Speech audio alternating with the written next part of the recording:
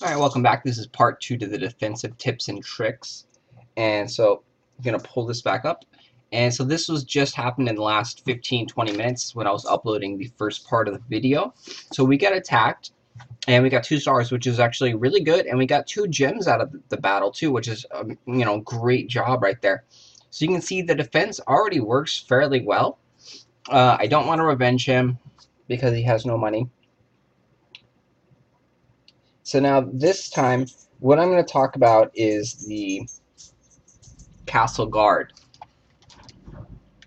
The castle guard is critical, probably more so than your defensive structures and layout, because in there you send out waves of troops. And a lot of the high-level gameplay has been revolving around just tons of knights,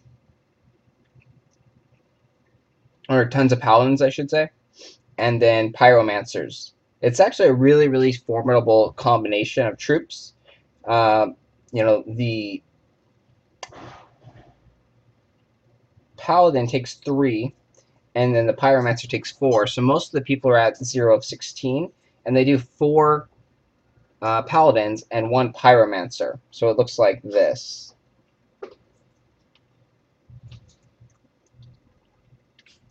And the reason this is a really good troop combination, because the paladin has tons of life, and it's resistant to a lot of things.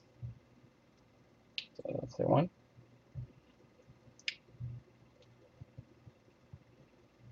It doesn't let you pull up the stats there. So the paladin is resistant to a lot of things. You can pull up the stats of the troops in here by clicking on the troop.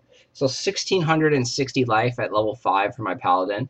And then he's resistant to piercing, which is arrows, and then blunt 50%. So he's only weak to normal, which, the knights are normal, but he has a lot of life. So even if my knight does 300 damage every hit, he's still going to take 5 or 6 hits from the knight before he dies. And a good swarm of those with some defensive towers pounding on people, it really adds up, and it clears out those knights. So what I'm going to do is, I haven't set up my troops yet for the new base, but I'm going to go and test it and see. So currently I have a lot of pyromancers and knights and a few other miscellaneous. So we're going to go ahead and test this defense, and you guys can see how effective. And up in the top here, you can see there are already waves of troops. So, like I said, I'm going to bring out a bunch of knights to try and attack them. Trying to get rid of at least the pyromancer in the first wave, and then keep bringing my troops up.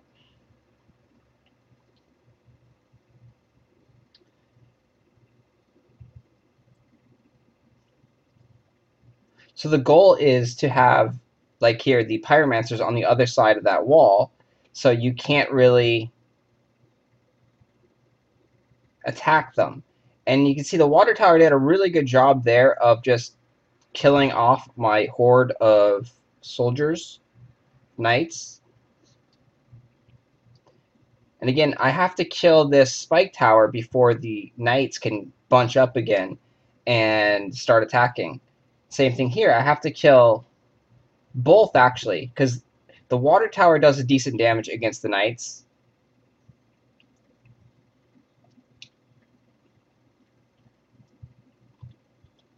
So now we're moving up. The fire spell will just take out most of these archer towers. So that's what it'd be good to have a couple more bomb towers. But as you can see, I died. I wasn't paying that much attention. I wasn't properly focusing 100%, so I died. I didn't watch my health. I didn't know where I was. I'll go back and do another battle, and this time I'm not really going to talk you guys through it. I'm just going to go and actually attack like I normally would, because I want to actually see how good this defense is going to be.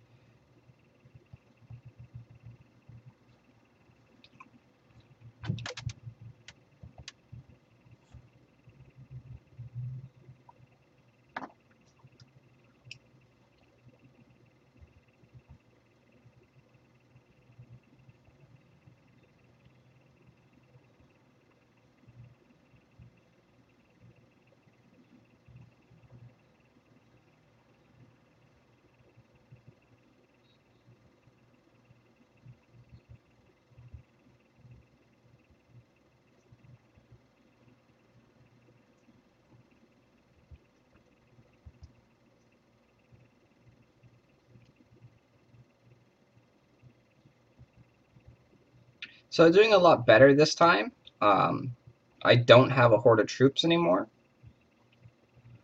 My hero still has 50% life. I don't know exactly how much life I had last time.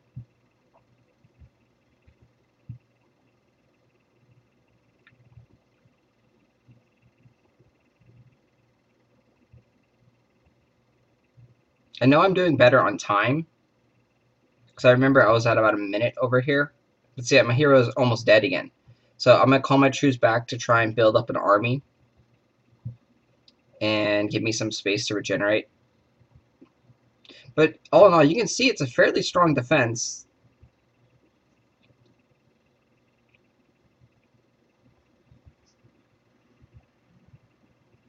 I mean, we're going to get to the castle gates. But then you also got to remember, we put a bunch of defensive towers up on the left there. So that is going to make sure that we never lose 100%. We have 21 seconds, so I can come and try and get 100%, but I really don't think it's going to be happening. So we did break through the wall there, but we only got 2 stars, and that's going to be like 95%, 97%. So, you know, we did a decent job there, but it was tough. It was very close. It was down to the couple seconds. So I think I had about 10 seconds left on the clock. What we can do is we can try different troop formations and see what works the best. Thinking that we don't need 2 pyromancers there. Then we'll go another paladin and another knight.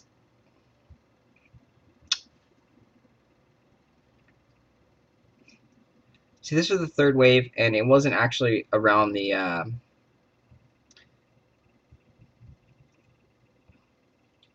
corner like I wanted it to, since we spawned so low and we had a long walk to get there. These guys actually got past the corner. So in the 4th wave, I'm gonna want to put my like range type troops.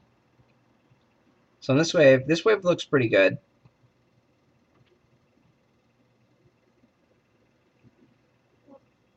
You might want to change the knights out and just add another ranged troop. Yeah, I'll go with Froster, because hopefully it stays on that wall, the long straightaway, and then they can freeze them, and then the bomb tower works really good when the units are slowed. So the 4th troop here, probably want to get rid of the freeze guy, because the freeze guy dies in 1 hit to all of the sword rain, regardless of what level it is, because the Froster only has like 400 HP. So I'd rather give a paladin there. And other than that, looks okay. Then this one, let's cut down some of the knights. And we'll add another.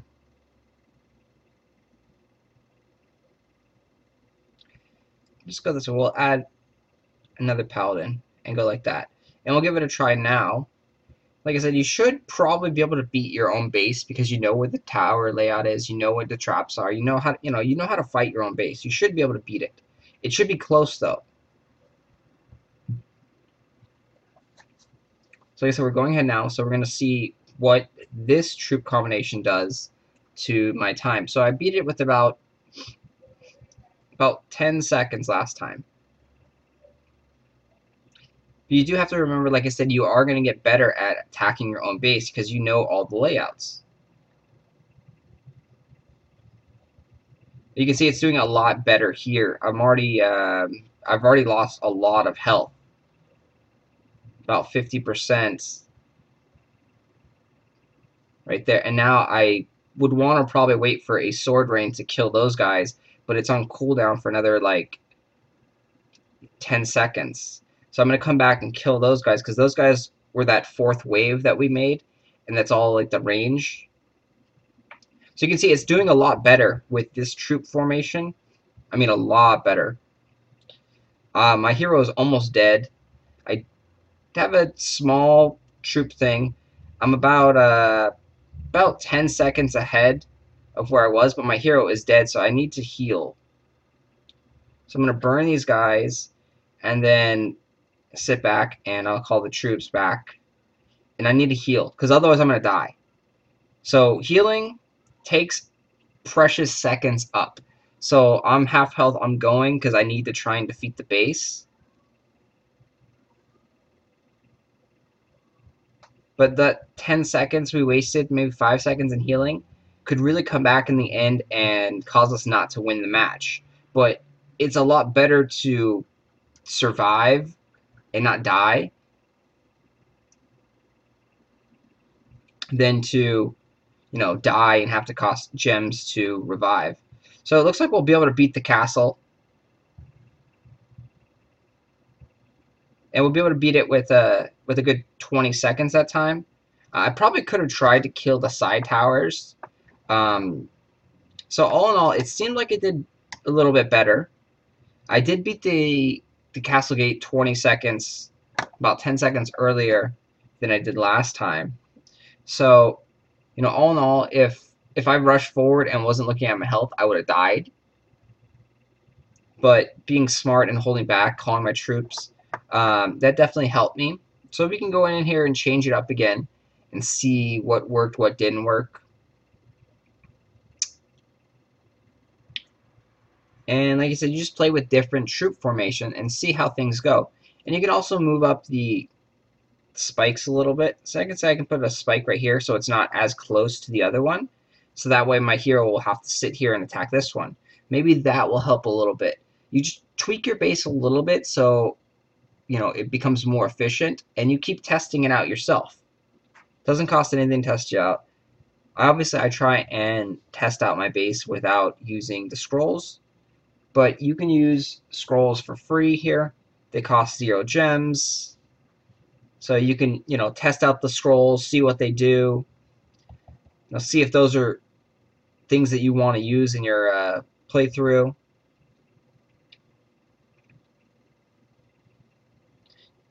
You can also try different attacking formations, because learning how to attack is critical. The better you know how to attack, the more bases you can attack and loot. Because the whole game is about raiding other people and defeating their bases. So, just tweaking your defense a little bit here and there, testing it out, is a great feature and allows you to become a better attacker. Because like I said, your base, you should be able to beat your base most likely. If you can't beat your base, you have an awesome defense, or you either really, really suck at attacking.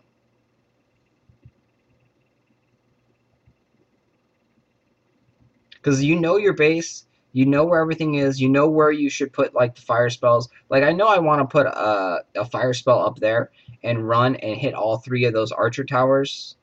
Like I know that. Like that's key. I do that, I kill 3 towers in like 2 seconds.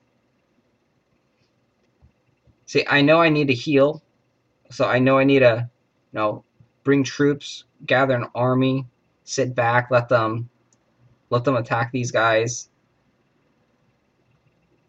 Like, and you learn different things. You'll learn how to use the scrolls. Like, okay, I know what that one does. That one does massive damage. Wow, great. Because a lot of times you get these new scrolls, like this one makes the people run faster and makes them stronger. Like, you look how strong they are. They're just tearing down that stuff. You wouldn't know it unless you tested it out. And you can't test it out against another human opponent because it's going to cost you 6 gems, 5 gems, and you don't have unlimited gems unless you got, unlimited money. But you can test it out here. And there's other things like there's a summon scroll, there's a heal scroll. So you can test out the other scrolls and see which ones you like, which ones you do good with, how it helps you in your attacks. But that's the basics, tips, and tricks on how to make a good defense. It's a combination between the castle guard and then the tower placement. So I hope you like the videos. Please subscribe, and I will be giving out some more tips and tricks later on.